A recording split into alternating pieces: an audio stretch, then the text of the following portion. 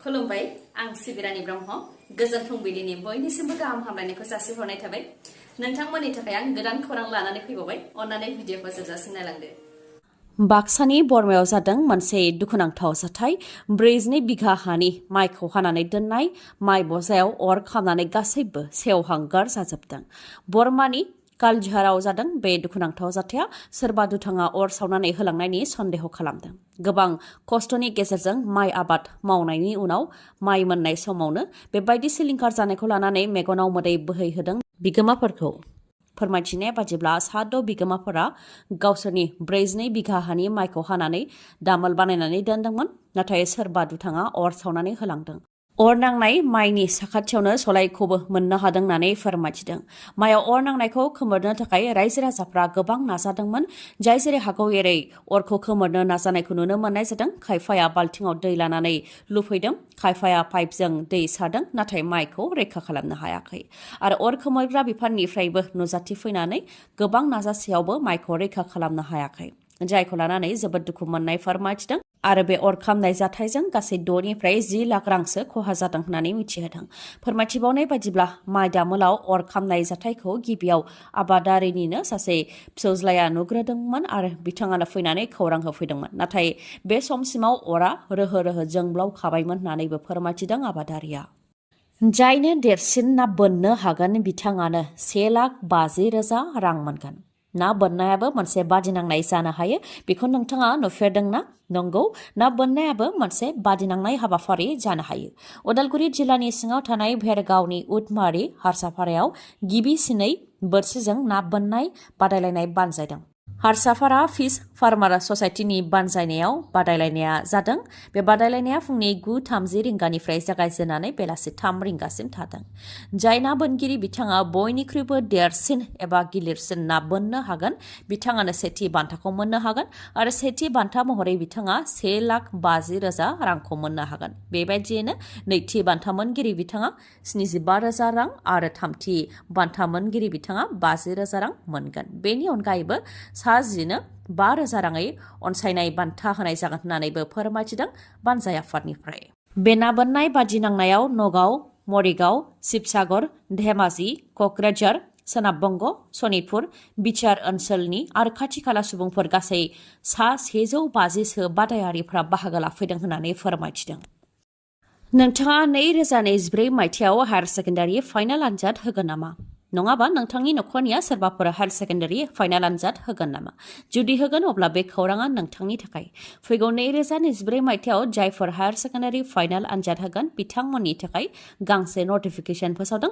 Assam higher secondary education काउन्सिलनिफ्राय नटिफिकेशननि गेजेरजों बेखौनो मिथिहोदों दि हायार सेकेन्डारि फाइनाल आनजाद 2024 मायथाइनि थाखाय अनलाइन फर्म फिलआप खालामनायनि जोबथा अक्ट'खौ फोलावनानै होनाय जाबाय 2023 मायथाइनि 15 डिसेम्बर मोनाबिलि 5 रिंगासिम अनलाइन फर्म फिलआप खालामनो हागोन नोंथांमोनहा बेनिखायनो आसाम हायार सेकेन्डारि एडुकेशन काउन्सिलनि सिङाव थानाय गासैबो फसंथानफोरनि गाहाया जाहाथे अनलाइन फर्म फिलआपनि खामानिखौ 2023 मायथाइनि 15 डिसेम्बर बेलासि 5 रिंगासिमनि गेजेरावनो खालामजोबनो थाखाय बुंथिदों आसाम हायार सेकेन्डारि एडुकेशन काउन्सिलनिफ्राय तेजपुराव जादों गिथावना जाथाय गंसे फरायसालियाव गुलि गावनाय जाथाय जादों फरायसालिनि उखुमजों सोरखिनानै गुलिया फरायसानि आथिङाव नांफैदों तेजपुरनि परुवा चारियालियाव थानाय सनितपुर बिद्या निकेतन फरायसालियाव जादों बे गिख्रंथाव जाथाया रिपर्टनि बादिब्ला बेलासि 2 रिंगासो समाव फरायसालियाव फरायसाफोरा सोलोंथाइ लाफुबाय थानाय समावनो हरखाबै गुलिया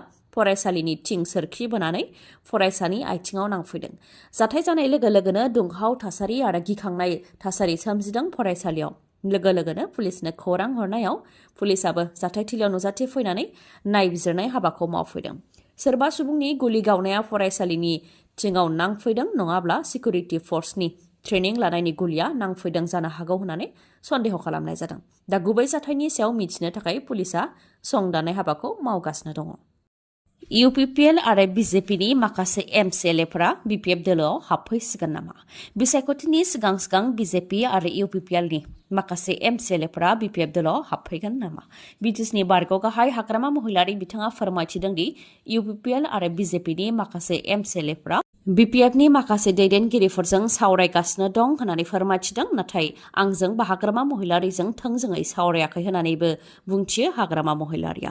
फोरमायथिनो गोनांदि बाक्सा जिल्लानि सिमलायाव BPF दोलोआ CWC जथुमा खुंदों जेराव बे जथुमायावनो UPPL आरो BJPनि बिबान गोनां माखासे दैदेनगिरिफ्राबो BPF दोलोआव हाबफैदों होननानै फोरमायथिदों। मण्डल आरो गुबुन गुबुन थाखोनि आफादगिरि नेहाथारिफोरा BPF दोलोआव हाबफैदों होननानै फोरमायथिदों हाग्रामा महिलारि बिथाङा। ओजोंहाय बारग' MLA इमानुएल मुसाहारि बिथाङाबो फिन BPF दोलोआव हाबफिनबाय। BPF दोलोखौ गोख्रों खालामसिननो थाखायनो BPF दोलोआव हाबफैनायखौ फोरमायथिदों आरो इमानुएल मुसाहारि बिथाङा BPF दोलोआव हाबफैनायखौ लानानै तामुलपुर जिल्ला गयबारि ब्लक BPFआ बरायदों। फोरमायथिनाय बायदिब्ला इमानुएल मुसाहारि बिथाङा गावजों लोगोसे गोबां मददगिरिफोरखौ लोगोआव लानानै BPF दोलोआव हाबफैदों। गयबारि ब्लक UPPLनि दैदेनगिरिफोर जेरै शरीफुल इस्लाम, आसिम आली, जिन्टु बिथांमोनहाबो BPF दोलोआव हाबफैदों होननानै फोरमायथिदों। प्रमद बर'आ जेरैबायदि खामानि मावनो गोनांमोन बेफोर खामानिखौ मावनो हायाखै। रायजो राजाफ्रा बेखौ बुजिबाय जायनि थाखाय बिथांनिनो साफा दैदेनगिरिफ्रा UPPLखौ एंगारनानै दा BPF दोलोआव जयेन जाफैदों होननानै फोरमायथिदों। जायनाखि माखासे सान सिगां गयबारियाव UPPLआ गेदेर जयनिं हाबाफारिबो लादोंमोन। बेयाव BTSनि मोनबा बियाबनि रायजो राजाफोरखौ थुबुर खालामनाय जादोंमोन आरो फिसा गलादार फालांगिरिफोरनो 5,000 रां चेक होनायनि मुङाव लानानै फैदोंमोन जेराव BJP आरो UPPLनि सुबुंफोरा नुजाथिफैदोंमोन होननानै फोरमायथिदों। बेनि अनगायैबो बावैसो सान सिगां फिसा गलादारफोरनो होनाय चेकआ खायफानिया इनभेलिड जायखौ लानानै दावराव दावसि जानायखौबो खोनानो मोन्दों होननानै फोरमायथिदों BPF दोलोनिफ्राय। खाथिनिफ्राय खाथिसिन सफैबाय लकसभा बिसायख'थिया। सोर राजखान्थि दोलोआ गाबगोन आरो सोर राजखान्थि दोलोआ मिनिगोन। लकसभा बिसायख'थिखौ लानानै मोनफ्रोमबो राजखान्थि दोलोआनो जानजि खाफ्रादों। बिटिआर ओनसोलावबो BJP, UPPL आरो BPF दोलोआ गाव गावनि दोलोखौ गोख्रों खालामनो थाखाय जानजि खाफ्रागासिनो दङ। थिग बेबायदिनो बयबो राजखान्थि दोलोआनो गाव गावबागाव मेल मिटिं खुंगासिनो दं। बेफोरनि गेजेरावनो प्रमद बर' बिथाङा हाग्रामा महिलारिनि सायाव माखासे खोथा बुंथिदों। प्रमद बर' बिथाङा बुंथिदों दि हाग्रामा महिलारिया नाटक बा फावथिना खालामदों। थांनाय 17 बोसोराव खामानि मावनायमोनब्ला बे थासारि जानाय नङामोन बा बेबायदि खालामनांनाय नङामोन होननानै बुंथियो प्रमद बर' बिथाङा। लोगोसे बुंथिबावदि BPFनि थासारिया दा मानो बेबायदि जाखो। हाग्रामा महिलारिनि गोरोन्थिनि थाखायनो बेबायदि जाबाय। बै समाव BPFल' दंमोन। कंग्रेस, BJP, UPPL, TMC बेफोरबायदि राजखान्थि दोलो गैयामोन। गासैबो BPF दोलोजोंनो दंमोन होननानै फोरमायथिदों। नाथाय दा बिटिआरआव आरोबाव गोजोन गैयै थासारिखौ रायजो राजाफ्रा लुबैला। बिनिखायनो UPPL आरो BJP जथाय सोरखारखौनो रायजो राजाफ्रा मदद होदों आरो गोबां भट मोननानै देरहासार जानो हागोन होननानैबो बुंथियो प्रमद बर' बिथाङा। बर'नि फिसा धनि गयारि बिथाङा कलकातायाव जानाय इन्टारनेशनेल ताइक्वान्डु गेलेनायाव सनानि मेडेल देरहासार जानो हादों। बिथाङा थाखो 4आव फरायो। बाक्सा जिल्लानि सिङाव थानाय मतिपुर गयबारि गामिनि जहलाल गयारि आरो जनाली गयारिनि आंगो फिसाज्ला धनि गयारि बिथाङा सोनाब बंगनि कलकातायाव स्पर्ट्स एस'सिएशन अफ इन्डियाजों खुंजानाय इन्टारनेशनेल ताइक्वान्डु चेम्पियनशिपआव 32 केजिनिफ्राय 45 केजि लिरथायनि गेजेराव बादायलायनायाव सनानि मेडेलखौ देरहासारनो हादों। नेपालनि सासे बादायारिखौ फेजेननायनि उनाव बिथाङा सनानि मेडेलखौ देरहासारनो हादों आरो बिथांनि देरहासारनो हानाया ओनसोलजों लोगोसे गासै बर' माहारिनि थाखाय गोग्गानायखौ लाबोनो हादों। धनि गयारि बिथाङा गोजानाव गेलेनो थाङोब्ला जाहाथे सोरखारा अनसुंथाइ होयो बेनि थाखायबो अनसुंथाइ मोननो हास्थायनायखौ खौरांगिरिफोरनि सिगाङाव फोरमायथिदों धनि गयारिनि आंगो बिमाया। चिरां जिल्लानि खैला-मैला ओनसोलनि 1 नं लन्थिबारि आरो पर्बतजरा गामिनि रायजो राजाफ्रा हाग्रा एवस्रांनो नागिरनायनि हेंथा खालामनानै खौरां बिजोंनि गेजेरजों फोरमायथिदोंमोन। बे खामानिखौ ओनसोलनि दैदेनगिरि दुलाल बसुमतारिया मावगासिनो दं जेराव गेदेर सुबुंफोरनिबो मदद दं होननानै रायजो राजाफ्रा फोरमायथिदोंमोन आरो हाग्रा एवस्रांनायखौ बन्द खालामनो थाखाय रायजो राजाफ्रा खावलायदोंमोन। बेनि सायाव दुलाल बसुमतारिया खेंफुरथि होदों। बिथाङा फोरमायथिदों दि सिडली चिरां माल्टिपार्पास कअपारेटिभ ससाइटिनि गाव अदेबानि दुलाल बसुमतारिया नेहाथारि आरो बे कअपारेटिभ ससाइटिनि चेयारमेना सिडली बियाबनि MLA जयन्त बसुमतारि लोगोसे EM बिथांमोनबो दंफायो होननानै फोरमायथिदों। थांनाय 2022 मायथाइयावनो बे कअपारेटिभ ससाइटिखौ रेजिस्टार खालामनाय जादोंमोन आरो थांनाय बोसोरावनो MLA बिथांनि दैदेननायाव माखासे दैदेनगिरिफ्रा फैनानै बे हाखौ संफैदों बा नायफैदों होननानै फोरमायथिदों। पर्बतजरा लन्थिबारिनि माखासे मेलेमजिबि आरो गावबुराफोरजोंबो सावरायनाय जादोंमोन होननानै फोरमायथिदों। नाथाय दा रायजो राजाफ्रा हेंथा होदों आरो जेबो सावरायालासे बे खामानिखौ मावदों होननानै रायजो राजाफ्रा अजद होदों होननानै फोरमायथिदों। बेनि अनगायैबो बे हायाव खामानि मावनो लानायाव हाग्रा एवस्रांदों बायदि होननायाव हाग्रा बिफान आरो SSBआ नुजाथि फैदोंमोन, जेराव गारि सावनायनिबो बाथ्रा ओंखारदों होननानै फोरमायथिदों दुलाल बसुमतारिया। नाथाय बिथाङा सिडली बियाबनि MLA जयन्त बसुमतारि आरो BODनि बिथोन बायदियैसो खामानिखौ मावदों होननानैबो फोरमायथिदों दुलाल बसुमतारि बिथाङा।